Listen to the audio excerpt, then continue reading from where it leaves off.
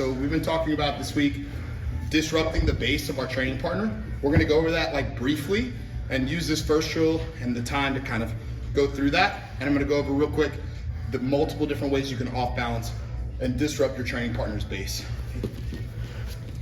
So my training partner, we're in this kind of open guard, seated guard stance. Number one, I need to make sure I'm monitoring distance, right? So when I'm standing, I monitor distance by moving my feet. When I'm seated, I monitor distance by using this scooting motion, right? When I'm on my back, I monitor distance by hip escaping and hip attacking. If he goes to my right, I'm gonna be on my right hand. If he goes to my left, I'll be on my left hand and I'll switch. One little small thing I saw yesterday, when you switch hips, don't just switch, because in that split second, you're vulnerable.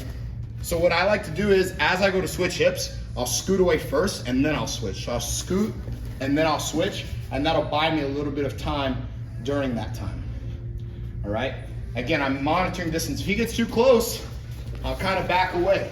And if he just walks in, the wrestle up threat should be there. So he needs to kind of respect that, and I can do that by threatening the wrestle up. I'm gonna monitor that by switching levels. Like I'll act like I'm gonna touch his head. I'm looking for the off balance, though, just a little foot sweep. So my first contact, I'm looking for this outside trip.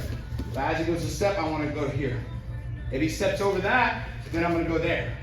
And again, I'm trying to off balance him just for a split second so I can enter in and get closer. If he goes really fast and he gets past me, I can even go here and start off balancing him and disrupting him, taking his back potentially as well. All right?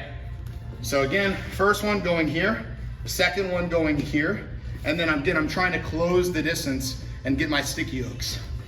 I also love just going right in for the double koichi. So if he especially has a square stance, I'll just come right in, go double koichi, give him a little shove, knock him back, and again, that's disrupting him. What's great about that is I'll do this, and then he starts worrying about that, but I'm already entering in and getting to where I want to be. Chase hit that Graves, he hit that live one time, like perfection, just double koichi right to the ankle sweep, ankle lock. So again, all we're trying to do is disrupt him so I can start getting in and getting my shin to shin connections. Yes, Scout? Where exactly are you trying to push him at? Like, where's your hand placement? Yeah, so it doesn't really matter. So a lot of times what I'll end up with a 2-on-1, and then I'll enter, and then really, I just need him moving backwards. So like, if he even just tries to back away here, he'll fall, right? Or if I just give him a shove anywhere, anything, that means knee, hip, belly, like, doesn't matter. Cool? Sure. All right, so let's take this first drill. I want my training partner moving around side to side. I'm working on the off balances, the off balance here, and just getting in close. If I end up going double koichi, that's fine, but I'm just getting in the habit of getting comfortable here, monitoring space. I'm not gonna let him touch my feet and grab my feet and lift me up, right? I'm not gonna let him grab my head and collar tie and pull me down. So if he tries to reach for my head, I'm like, no. If he reaches for my feet, I'm like, no, right? And in the process, I'm disrupting his base. Okay, yes, Scott. And at what point are you trying to wrestle up? Like, what distance are you? It's really about like, if he's standing straight up and walking in, then he's giving it to me. If he's really bent over and I'm not gonna wrestle up on that guy. He's ready for it. But if he just like walks in and is not respectful of this, I can just come right up. Let's talk about the 2-on-1, because I really like this. What's really important, if he pushes me in the head or if he pushes my shoulders, I wanna really try hard to not get in the habit of falling back. I'll be honest, that's literally been one of the biggest challenges for me. It's most people's challenges, is it's so comfortable to like, as soon as I start getting pushed back here, I'm like, okay, that's fine, I'll go here. And I have to just not accept that. So what I wanna be able to do is, number one, I scoot my hips behind me and I bring my shoulders in front of me. Go ahead. So when he pushes me, it's like not really gonna push me back. So even if he pushes me in the shoulders here, it's a lot harder to push me back than it would be if I was like here, right? There, I'm gonna go back easy. And I wanna kinda try to capture that 2-on-1. So he goes to push me and I'm gonna capture that 2-on-1. Whenever I've got a 2-on-1, I really wanna make sure I'm not gonna be able to hold on to a 2-on-1 in no-gi way out here. I want to be like Smeagol from Lord of the Rings. Delicious. All right. I want to bring my elbows in, and I want to bring his hand to my chest. So out here, just pull your arm away, back, hit it away. I'll lose it, but when I'm in here, I'll keep it a lot longer than I would. And all I'm trying to do is use my 2-on-1 to enter in, right? So so he goes, stay square for now. So if he goes to push me, I get a 2-on-1 again, and now he starts to back away and stuff. Now I'm going right into those double koichis, right into my shin to shin entrances. All my entrances can come off that. So all I want you to work on doing is, you can even stay right here. He goes to push, I capture, and then I use that, especially when he goes to start trying to like back away, I use that to scoot in. And whether I go double koichi or whether I go shin to shin, now I start working on either the falling entrance, or I can work on my second entrance. All right? So one more time. Here. Yeah, right here. So he goes to push, I capture, I get this 2-on-1. So especially, see how he was really bladed there? He was really bladed, so I would definitely go shin to shin here, right? If he's more square, I would go double koichi, right? And again, I'll either knock him back, or a lot of the times he'll end up kicking this off anyway, and I'll be in on the shin to shin, and the thread will help me get to that. All right. Scout had a great question. Scout, what was your question? Okay, so when you get to like a double koichi position or a shin to shin, and they start to stumble back off of it, would you want to wrestle up from there? Yep, and the answer is yeah. So absolutely. So again, this kind of little just like off balance disruption can absolutely lead to wrestling up. All right, doubling off that, going to single, and then to kind of flip your question. A lot of times, like if I'm having a hard time and I just don't feel like I can finish this single leg, I can bring the foot to the outside, and then I can sit back again and enter in back into a single legs position.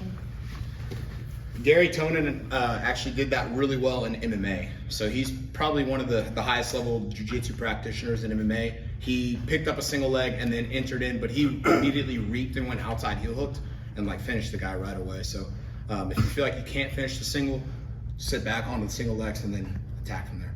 Great question. Cool. All right, so now let's talk about the footlock part, knocking them over, right? So I'm in my single legs. Again, when I'm in single legs, hips up, pinch, and then this foot, rotate that way for some, the other way. So old school single legs was this foot on this hip. New school, I want to keep my foot pinched to the far hamstring. The reason for that is, as I go to try to off balance him, if he keeps his balance and keeps his base, I can use this foot behind his knee to bring me to him and also to bring him to me, grab behind the ankle, go 100%, and now I for sure have knocked him over. One more time. So my basic tilt sweep, every time I enter into single legs and he is standing, I'm always going to the tilt sweep first. Hips to the sky, I corkscrew, I'm using my inside knee to open up his knee line to knock him over. Boom. All right. And again, if he doesn't fall, I have two options.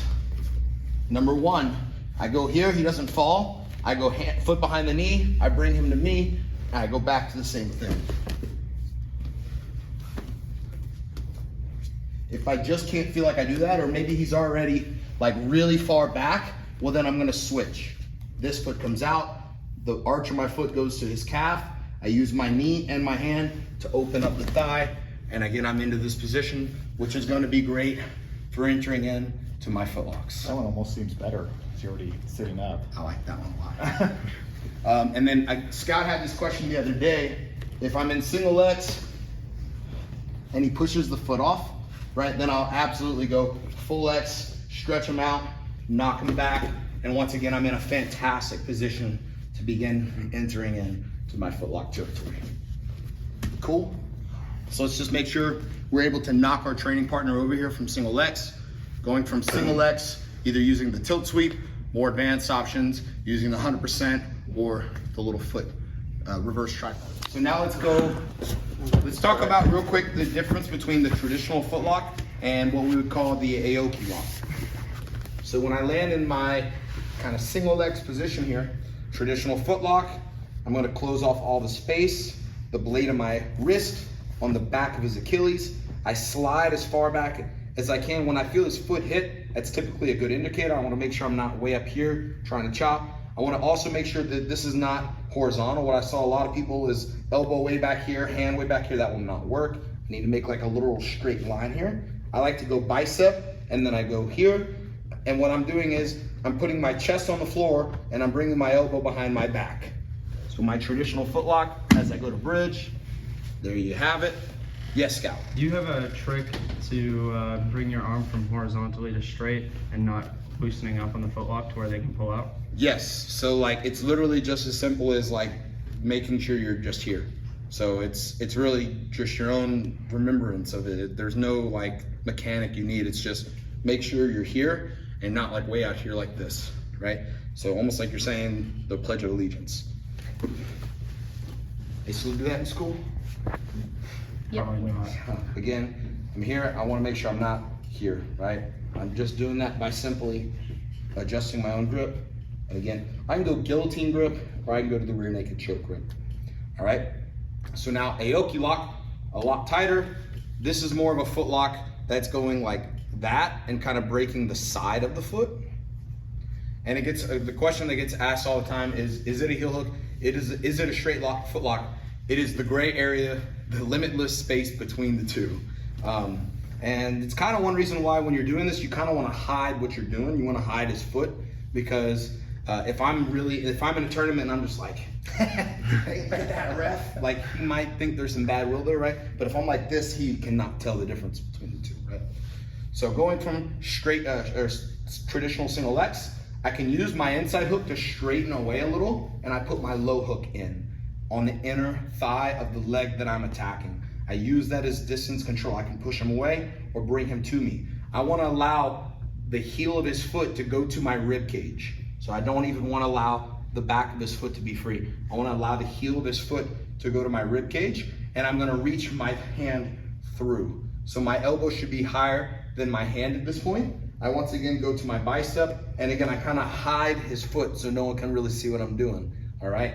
Now I can take this leg one of three places. I can step on the hip, I can cover the hip, or when the guy's got really long legs, I'll go right here to the knee line.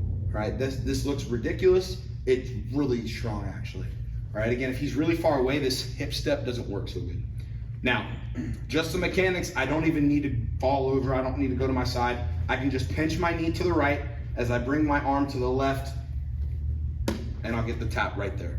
Right, so again, I'm bringing my hands through as I pinch my knee, and I get the tap. If I want to start going to my side, that will only make it worse. I'll start going again to my chest, potentially going belly down, spreading my base. But again, do that with hyper flexible people. Don't do that with just anybody. Yes, Scout. You're wanting to pinch your left knee to the right, correct? Correct, yep. The leg that's on the outside is pinching in as I'm bringing his foot the other way. So it's counter pulling. Cool. Yes. When he's really straightening his leg out, could you put your foot on his hip and kind of push him away to straighten that out? The low hook does that for me. Okay. Right, so that's what this hook will do that. So if he's straightening his leg out and kind of booting through, I can use that to push me away. Okay. And then now it's no real issue. I'm there. I don't even need that foot. This foot is just kind of like closing the space off. Even here, I'm kind of far enough away to where I would just go here on Nathan at that point. I would just cover the knee line. And also when you got the foot wrapped up, you're going this motion? Are you closing in like this? No, it's at all? more like a guillotine or like you're rocking a baby. So I'm like trying to drop this elbow, the foot lock elbow, and then my free elbow is trying to go as high as it can. So it's like this, as opposed to a traditional foot lock, is like a more Okay, that's what I was thinking. bridge. And it's funny because I'm comparing this to guillotines. Before like 2008, that was how everyone guillotined. They were like bridge, but that's not the best way to guillotine. The best way to guillotine is doing the same exact thing. Gotcha. So like if I had It's like this, basically. It's like turning the yeah, foot. it's gonna attack this part of your foot as opposed to this part Gotcha. of your foot. I'm in my single leg position. Nathan here is like, oh man, he knows what's coming. He knows I'm going to start trying to tilt sweep him back. So what's he going to start doing? Step it back. He's gonna start putting hands on the floor and starting to troll the drill, right? So this is when I'm gonna frame him away, and then this is when I throw in the butterfly hook again. I'm gonna, again, extend his heel, and I'm just gonna go ahead and start attacking it right here, right now. Yeah. I don't care. I don't need him to fall. All right, I'm just gonna go ahead and start foot locking him. A lot of the time, the heat of it will immediately make him like regret going. He'll immediately back up and fall down, and then you'll be in the position. I can't tell you how many times I've hit it on people. They start doing this, especially like during this week, and like if you roll, say you come to class Friday, or probably even early next week, people are gonna be ready for that, so they're gonna, I'm safe here, I can't tilt sweep me, right? So you just put that butterfly hook in, you start throwing heat on it right away, they're gonna immediately be like, oh crap, I didn't know that, and then they're gonna fall back, and then you're gonna have this it. 2 weeks ago, man. Damn. Sorry. So again, I'm in my single X, he starts going hands forward. I wanna make sure he doesn't crush me, so I'm either framing here, as I throw in my low hook, all right? I start to stretch him away. I start going to my grip. It doesn't have to be perfect. If you get the heel out, great. But if I even just start threatening just like a regular old foot, like even right here, I can, yep. And then once I start going here or even here, yep. And then I'm, boom. One more time. And then I'll sub in wide. It goes hands forward, frame, low hook, stretch them away, and I'm throwing heat, I'm throwing heat, I'm throwing heat, I'm throwing heat, yep. I love this in the gi. People do this from De La Hiva too. There's kind of like a De La Hiva footlock version of this. That's just sick if you ask me. Yeah, Dustin. You just do that to me so I can feel that. Come on, man. Not that I want to feel the pain. I want to feel You hurt me. Yes, you do. That was the last straw. I thought I'll do anyone it to your whole was here family. for it. What? I was talking about your little daughter, man. I don't know. Take your daughters for it. All right, so you guys hands forward. Like, oh man. So I switch and I go low hook. I start stretching you away, and I'm already starting to throw heat on it. Yep. Yeah.